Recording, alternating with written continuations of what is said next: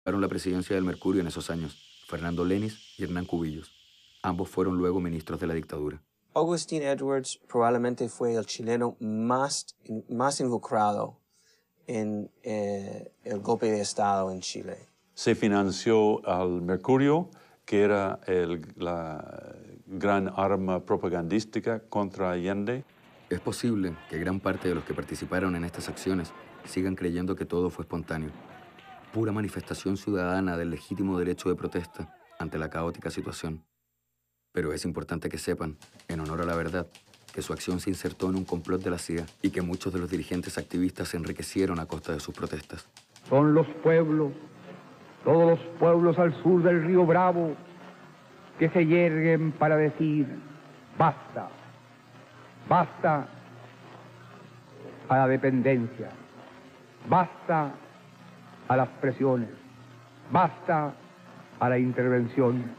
El hecho es que para provocar el golpe militar, durante los 3 años del gobierno del presidente Allende, el Comité 40 aprobó más de $7 millones de apoyo clandestino a grupos de oposición en Chile. 7, multiplicado por 200, $1.400 millones a precio del mercado negro. La ayuda bilateral de Estados Unidos a Chile bajó de 35 millones en 1969 a solo 1.5 millones en 1971. Los créditos del Exim Bank, que registraron una cifra récord de $234,6 millones en 1967, llegaron a cero en 1971. Los préstamos del BID, que totalizaron $45,6 millones en 1970, bajaron a 2.1 millones en 1972. El Banco Mundial no dio nuevos préstamos en el periodo 70-73. Además, Estados Unidos presionó en el Club de París para que se rechazara la renegociación de la deuda externa de Chile, una deuda que se había contraído en los 2 gobiernos anteriores, una deuda tan grande que en la estadística global era calificada como una de las más altas per cápita del mundo.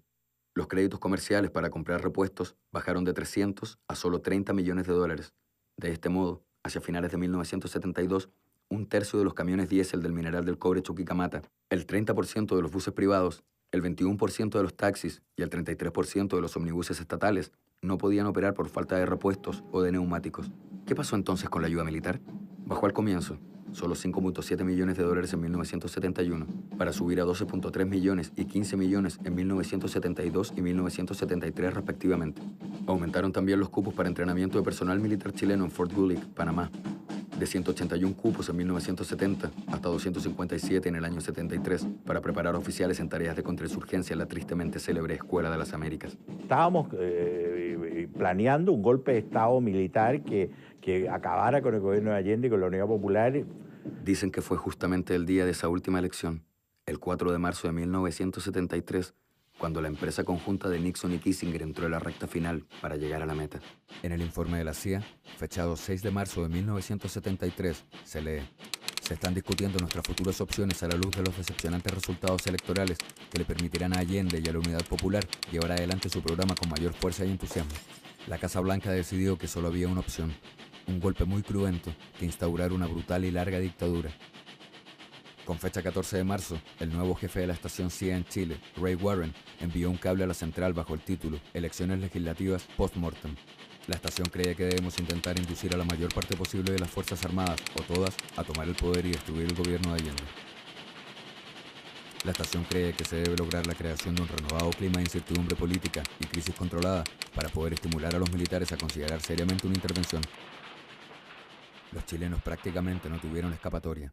Defendiendo u oponiéndose al gobierno de Salvador Allende, la mayor parte de los ciudadanos jugaron un papel en un trágico libreto que se escribió en Estados Unidos. Hacia fines de julio de 1973, la CIA Santiago informó que la coordinación del plan para el golpe de Estado estaba casi finalizada. ¿Qué los detenía? Nuevamente, la presencia de un comandante en jefe constitucional, el general Prats. La única manera de remover a Prats parece ser con un secuestro o asesinato. Sin embargo, con el recuerdo del caso del excomandante en jefe del ejército, René Schneider, aún fresco en sus mentes, es difícil que los golpistas estén dispuestos a llevarlo a cabo. El 29 de junio se sublevó el batallón blindado al mando del coronel Super.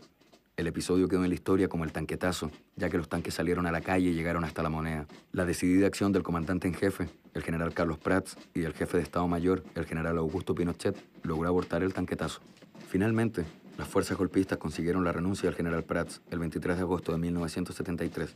Se ha eliminado el principal factor de impedimento de un golpe, Con fecha 31 de agosto se registra otro comunicado urgente a Washington. El ejército chileno se ha unido en torno a la idea de un golpe y comandantes de regimientos cruciales de Santiago han pactado su apoyo. Como nuevo comandante en jefe del ejército, el presidente Allende designó al general Pinochet.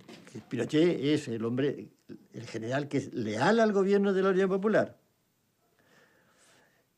De manera que Prats tenía la idea de que este era el hombre que realmente podía significar la unidad del ejército para evitar el golpe militar que él se daba cuenta que se estaba fomentando.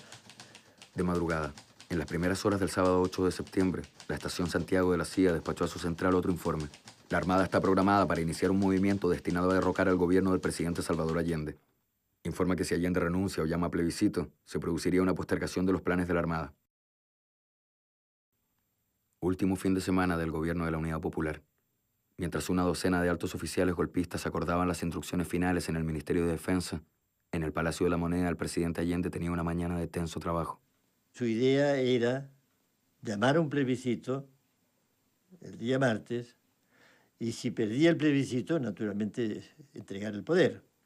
El presidente se reunió con los generales Pinochet y Lee. El Pinochet quedó consignado que él iba a coordinar las fuerzas militares con las fuerzas de los sindicatos obreros organizados con objeto de yugular un alzamiento militar que se estaría armando y que Pinochet decía que lo tenía bajo control. Pinochet se despidió del presidente con un cálido gesto, en que le dio la mano y le apretó el brazo, al tiempo que le decía, «Descanse, presidente».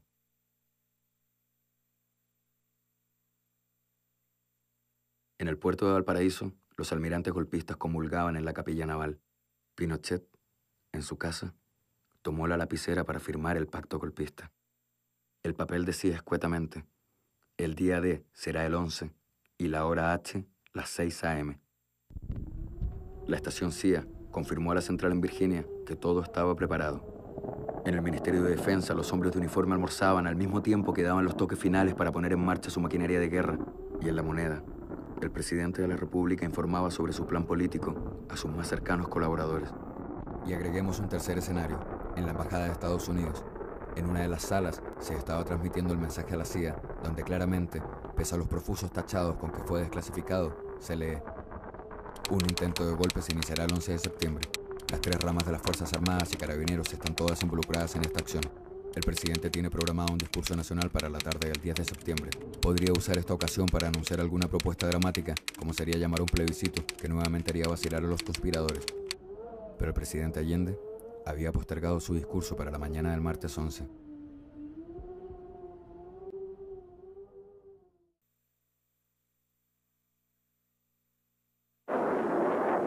Yo diría que el presidente siempre mantuvo la calma, ¿no?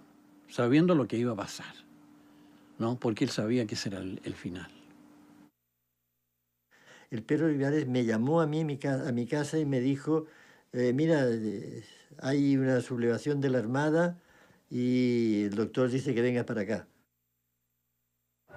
Nos enteramos por la radio del automóvil que el presidente ya se había ido sin escolta completa hacia La Moneda. Le salva el presidente de la República. Desde el Palacio de la Moneda. Informaciones confirmadas señalan que un sector de la marinería habría aislado Valparaíso, lo cual significa un levantamiento en contra del gobierno legítimamente constituido, del gobierno que está amparado por la ley y la voluntad de los ciudadanos. Yo estoy aquí, en el Palacio de Gobierno, y me quedaré aquí defendiendo el gobierno que represento por la voluntad del pueblo. Tengo la certeza de que los soldados sabrán cumplir con su obligación.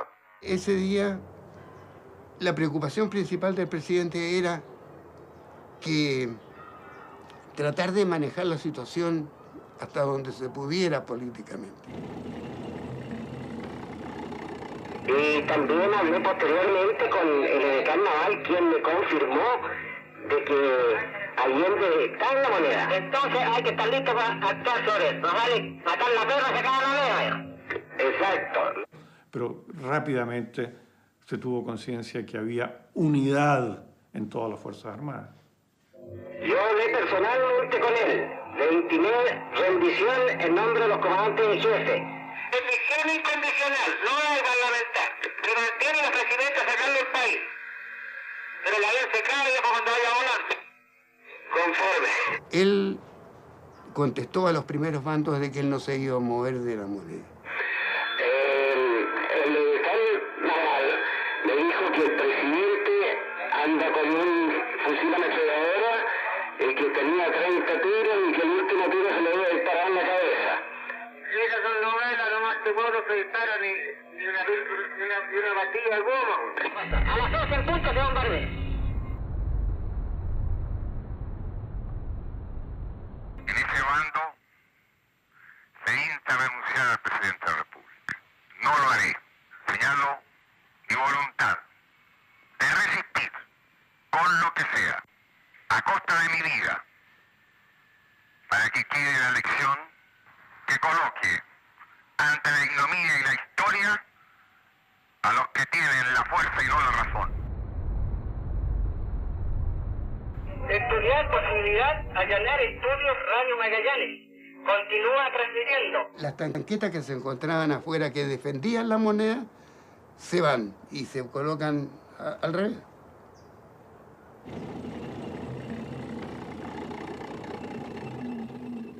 O sea, ya no era defensa, sino que eran sitiadores. Están atacando los tanques, está la escuela de infantería, ni que bueno. Lo primero que empezaron a tirar fue bombas lacrimógenas. Tiraron cualquier cantidad. Cuando ya es evidente que viene un golpe importante, es cuando Allende le dice a mucha gente que se vaya. Rodeando y atacando con bastante ímpetu, así que yo creo que pronto van a poder tomarla. Conforme. Y exigió categóricamente que se fueran las mujeres. Mi general, en este momento sale del ministerio un jeep a la moneda a retirar 6 mujeres. 6 mujeres.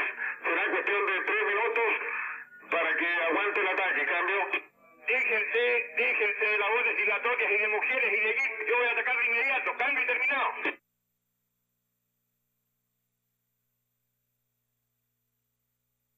Pagaré con mi vida.